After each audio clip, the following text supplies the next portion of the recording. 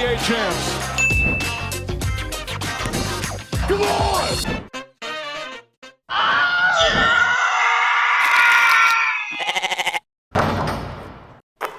It's like clubbing baby seals.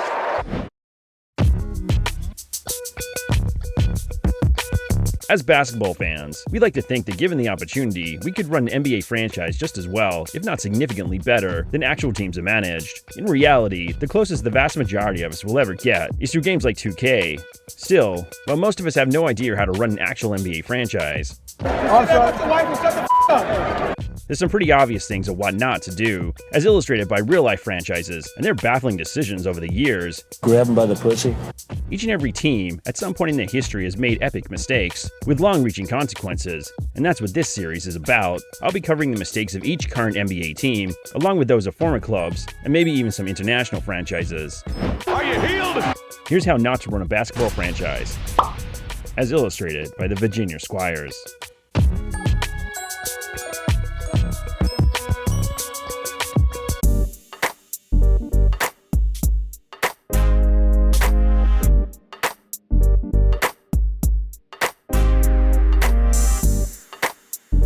In 2012, the Nets relocated from New Jersey to Brooklyn. The move inflamed the team's long-existing feud with the crosstown NBA rival, the Knicks, due to both the rebranding of the team and the publicity the rapper Jay-Z drummed up for the move. Although he was a minority owner, Jay-Z was well and truly the face of the franchise and its ownership group, and his popularity was seen as key to luring New York basketball fans away from the Knicks. Despite Jay-Z's appeal, the Nets still struggled, both on and off the court, as the draw of an A-list celebrity was never going to be enough to bring a significant amount of new fans, let alone convert fans of the crosstown competition. But this wasn't the first time an A-list celebrity thought their face would be enough to overshadow their nearby rivals. The Virginia Squires' long twisted history dates back to the inaugural season of the ABA, where they were first known as the Oakland Oaks. In February 1967, an ownership group headed by A-list celebrity Pat Boone were awarded a team for $30,000. At the time, Boone had been a successful pop singer in the US since the 1950s, so much so that at one point during the era, he was the second biggest charting artist of the time, behind Elvis Presley.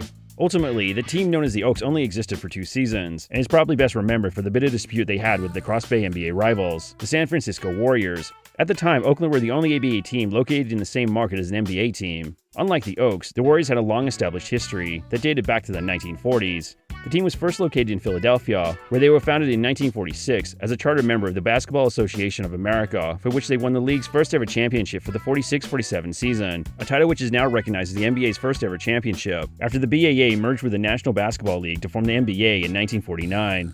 The Warriors won another championship for the 55-56 season, and the team looked set to add to their trophy case when they selected future Hall of Famer Wilt Chamberlain with a territorial pick in the 1959 draft. Wilt soon dominated the league, averaging around 41 points and 25 rebounds per game during his 5.5 seasons with the Warriors. In 1962, the Warriors relocated to the San Francisco Bay Area, where they were renamed the San Francisco Warriors. For the 63-64 season, Wilt was paired with another future Hall of Famer, Nate Thurmond, after he was selected with the 3rd pick in the 1963 NBA draft. But, despite their potential, the duo couldn't lead the team to a championship. During the 64-65 season, the Warriors traded Wilt to the 76ers. Despite the loss of Chamberlain, Thurmond stepped up in his absence, and was later joined by Rick Barry, after the Warriors selected him with the 2nd pick in the 1965 NBA draft, who helped carry the team back to their earlier levels of success. Meanwhile, for the inaugural season of the ABA, the Oaks set one of the worst win-loss records in Major League Basketball in the US of all time. To be fair, the Oaks hadn't relied solely on the appeal of a celebrity to win over fans. They had also tried to poach the Warriors' star player.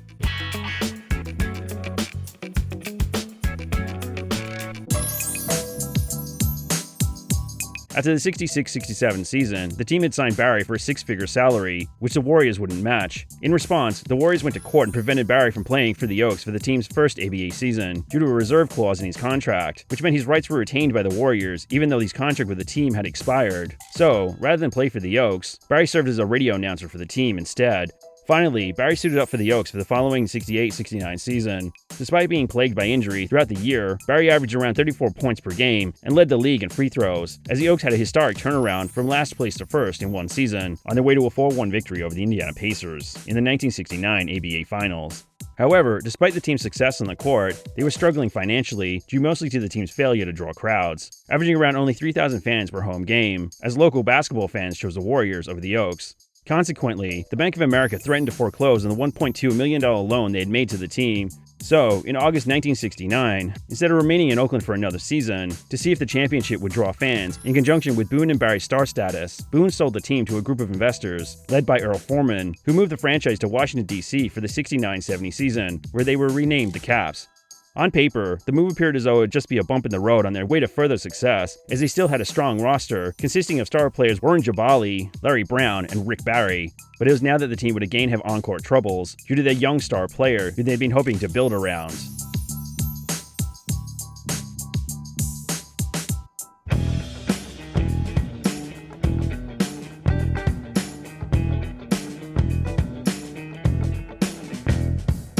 Nowadays, Rick Barry is best known for being the guy who shot free throws underhanded in his controversial commentary banter. That's what I call the Chinese Superman dunk, because he kind of flies a little sideways there. He got a little slant to the shot. There he goes. Now he leans in, fires it through. Beyond his current-day public image, he had impressive ABA and NBA careers. When the Oaks moved to Washington and became the Caps, Barry was the superstar of the ABA. Foreman was delighted to have him on his team's roster, but Barry felt the exact opposite. He'd been happy to represent the team while they were located in Oakland. However, he didn't want to play in Washington and refused to represent the team, sitting out 32 games. Eventually, the Caps took Barry to court, who ruled in favor of the team, forcing Barry to suit up for Washington. The team played just one season as the Caps before they relocated again.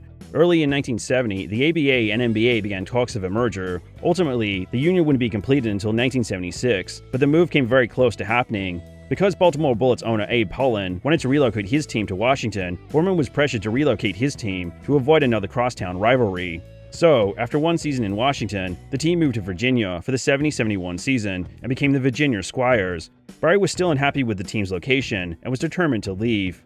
Eager to drum up support for the team, it was arranged for Barry to appear on the cover of Sports Illustrated to promote the new franchise. On paper, the idea was solid. Both the team and the league were looking forward to positive reactions from fans. Then, Barry was quoted as saying how he really felt about the idea of representing Virginia and the contempt he had for the area and its people.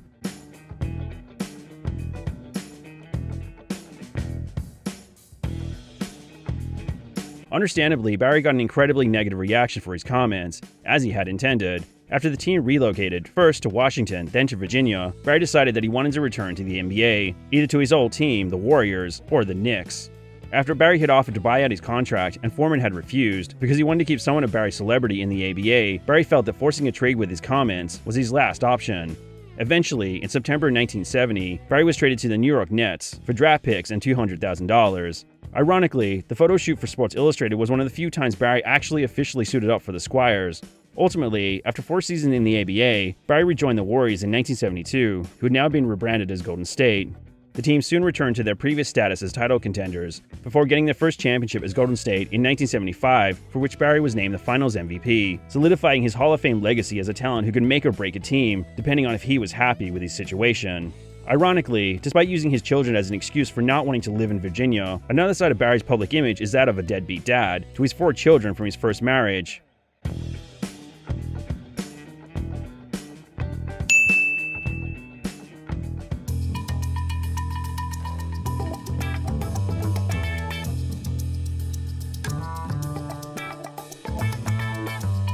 After joining the 76ers in the NBA in 1976, Julius Erving won just a single MVP award in 1981 and a lone championship in 1983. While he was always going to be a Hall of Famer, he could have gotten many more awards, particularly in regards to rings. For his farewell season, Erving received numerous retirement gifts. One that would have been deeply symbolic and definitely would have given him mixed emotions came during his last game against the Hawks. For his final game against the team, he received a framed jersey that he would have worn if he had been able to join the NBA on his own terms. After the departure of Barry, rookie and future Hall of Famer Charlie Scott stepped in to fill the void on his way to receiving Rookie of the Year honors in 1971. The next season, he was joined by fellow future Hall of Famer Erving. Due to the ABA's hardship rule that enabled players to leave college early, Erving had opted to leave the University of Massachusetts in 1971 after his junior year in order to sign a 4-year, $500,000 contract with the Squires. However, despite the promise of the Scott-Erving duo, Scott left for the NBA the following season. Erving's talents carried the team through the next year, but he soon started questioning the contract he'd signed with his team. He soon learned that his agent had conspired with the team officials to underpay him. Erving immediately hired a new agent, who arranged for him to sign a 4-year deal with the NBA's Atlanta Hawks. Additionally, Erving filed a lawsuit claiming that his Squires contract should be terminated since his own agent conspired against his interests. In the meantime, under NBA rules, Erving became eligible for the 1972 NBA draft, for which Milwaukee selected him with the 12th pick, as they were unaware of the situation with the Squires and the Hawks. Erving's legal dispute was still ongoing when the Hawks training camp started on the 11th of September in 1972. One day later, a court ruled that Erving could join the Hawks training camp, and over the course of September 1972, Erving played 3 exhibition games for Atlanta, 2 games against the ABA's Kentucky Colonels, and 1 versus the Carolina Cougars. The Hawks were confident that they would have Erving for the 72-73 season. How much is Julius Erving going to mean to this ball club? Well, that means it's just another good player because he's looked good in practice. But on the 2nd of October 1972, a court issued an injunction that effectively prevented Erving from playing professional basketball for any team except Virginia. So, in late October 1972, Erving returned to the Squires and played out the 72-73 season with the team. Back in the ABA, Erving continued to flourish on both ends of the floor, averaging nearly 32 points, 5 assists, 3 steals, and 2 blocks a game. However, despite the team's success on the court, the Squires were struggling financially, and the one thing that brought people to the game, Erving, was now done with the Squires. His new agent told Foreman that no amount of money could keep Erving in Virginia. Adding insult to injury, the Squires and the Hawks were still arguing about just which team were entitled to Erving. The Squires saw no choice other than to sell Erving's contract, specifically within the ABA. In August 1973, the Squires struck a deal with the Nets. The Squires received $750,000 in cash, along with George Carter and the draft rights to Kermit Washington. The Nets then signed Erving to an 8-year, $2.8 million contract. The Nets sent the Hawks $425,000 as compensation for the mess that the Squires had created after conspiring against him. Additionally, the Nets agreed to send the Hawks future draft picks if the ABA and NBA ever merged. Despite the complicated nature of the trade, and all the money and draft picks that the Nets had to sacrifice just to clean up the Squires' mess, it was well worth the effort, as they were well and truly the winners in the deal.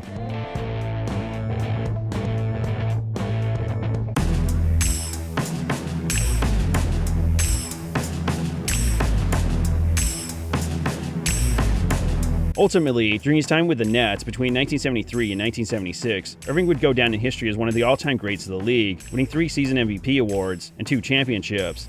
Meanwhile, Squires fans had to suffer as their team now struggled, year after year, right up until the demise of the ABA. Adding insult to injury, immediately after the Erving trade, Foreman told season ticket holders that they had no hope of getting their money back, comparing the trade of Erving to a star player getting injured mid-season, as it wouldn't warrant the team giving out refunds. So, essentially, Foreman publicly told fans loyal enough to buy season tickets that they were the ones at fault for the very problem he had created by conspiring to underpay his star player, who gave the fans reasons to buy tickets in the first place.